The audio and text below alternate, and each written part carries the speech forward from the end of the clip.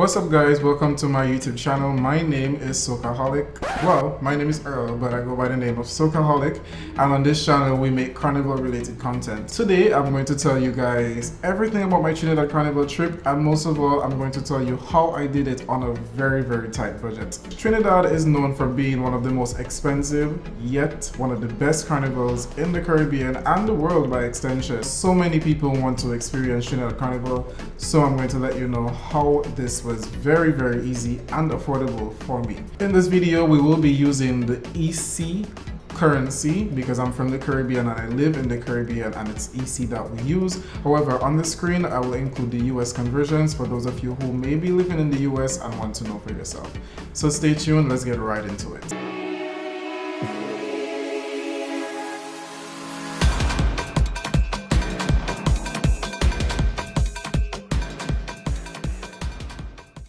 First of all, we're going to speak about my flight. I live in St. Kitts and Nevis, and I had to fly from St. Kitts to Trinidad, which was about a 2-hour flight. That flight costed me a total of $1,431.31, and this was a round trip from St. Kitts to Trinidad. Thankfully, Caribbean Airlines, they happen to be a very affordable airline, so I did not pay that much.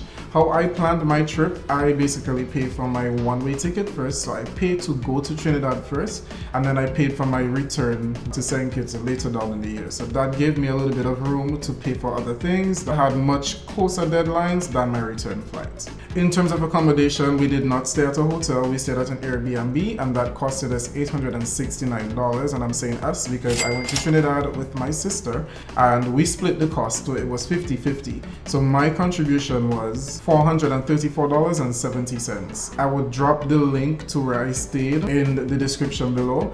However, I did stay at another place in Trinidad earlier up in the year, and I could also link that in the description below because it was a really nice Airbnb, super affordable. Alright, let's get into the most exciting part of the video, the fetes. So we did a total of 6 fetes for Trinidad Carnival, and I will start with the first fete that we did, which was on Carnival Friday. When we landed, we got straight off the plane and head straight to the fete, and that was Phuket. That was our very first event. It was an all-inclusive event, which costed me $448.51, and again, this is an all-inclusive fete, so we were able to eat, drink, and everything. On a scale of 1 to 10, I would give that event a 9 out of 10 because it was really good. I took off 1 point because I don't think I really liked the food. I can't even remember eating anything at Phuket. Alright, on Carnival Saturday morning, about 2 o'clock in the morning after Phuket ended, we went to town, and then we headed straight to AM Bush. Well, we went home to get ready and then we went to AM Bush. AM Bush costed me $546. It is an alternative private juve, and that covered food and drinks. So again, I did not have to worry about buying food or drinks. That was fully covered. AM Bush was one of my favorite events after Soca Brainwash, because it was so much going on. They had so many soca artists performing live. I remember I was hearing singing on the truck, and when I went to the truck, it was literally freaking Pre-Day on a truck, just performing right there. Then you had Nyla Blackman, and then you had that guy who sings If Your Name Ended for A, Pumper.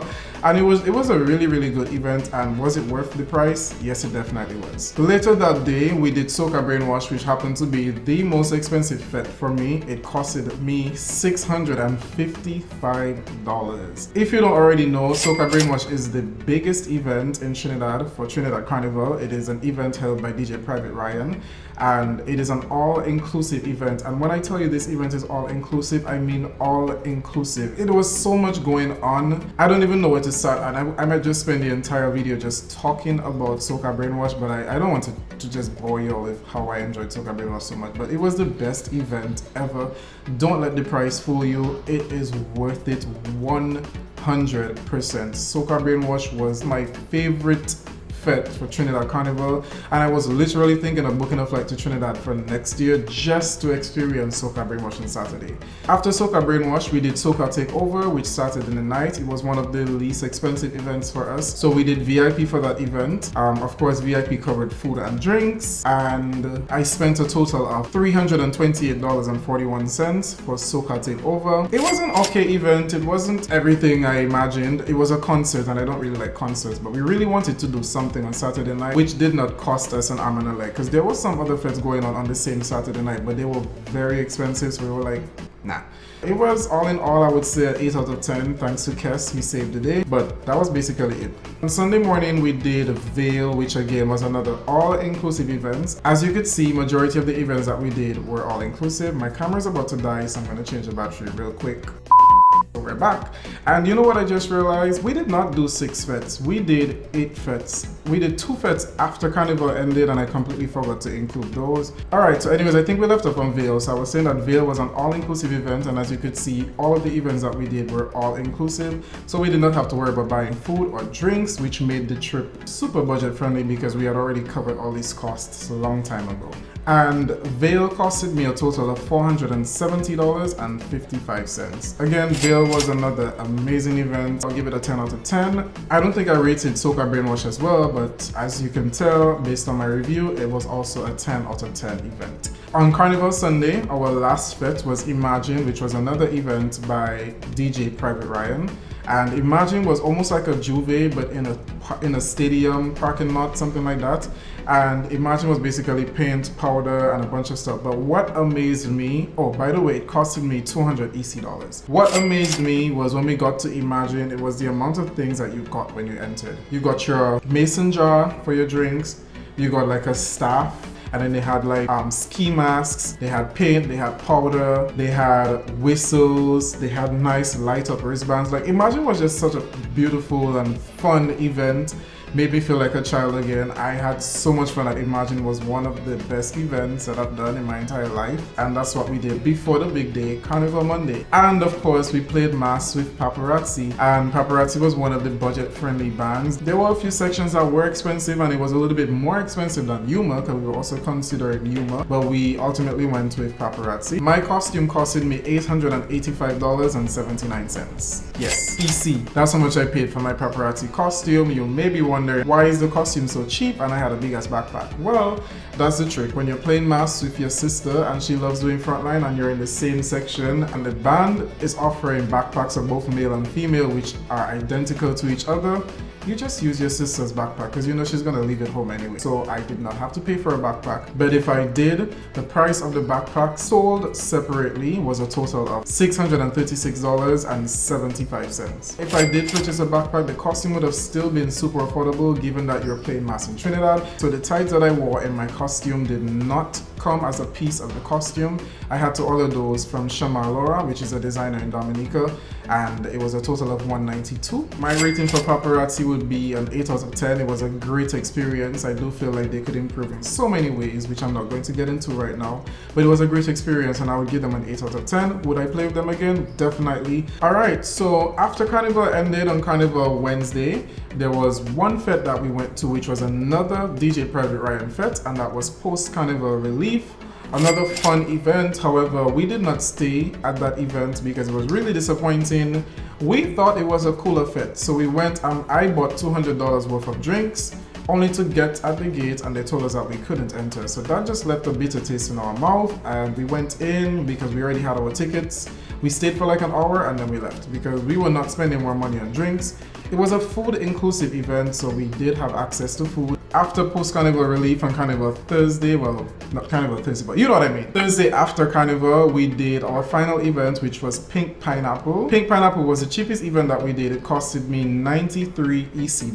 It was a cooler boat ride, which did not include anything, of course, but it was fun. We had so much fun. It was a real nice cool down event. We just chilled on the boat. It was like a family vibe because it seemed like everyone there knew each other. I had so much fun at Pink Pineapple. Also, it was not a popular event, so like if you knew, you knew, but if you did not know, you just didn't know. And so that's what we did on Carnival Thursday after Carnival, and on Friday we went back home. Lucky for us, my sister had a friend in Trinidad who was able to take us around. He did majority of the fetes that we did, so we got free transportation with him. However, there were a few fetes that he did not do. For Soca Takeover, it was $76.19. That was my contribution for the driver that we hired. From post-carnival relief, I paid a total of $57 back to our Airbnb because we had gotten a free ride to the venue. We also used a hired driver for Imagine as well, which costed us $353. Well, costed me $353. That was my contribution. In terms of food, I didn't really get much time to eat outside of at the fetes. So I do know at before Carnival we went to Subway, so I wouldn't even say I spent more than $100 on food, to be honest. Alright, so all in all I spent a little bit under $6,500 to attend Trinidad Carnival 2024.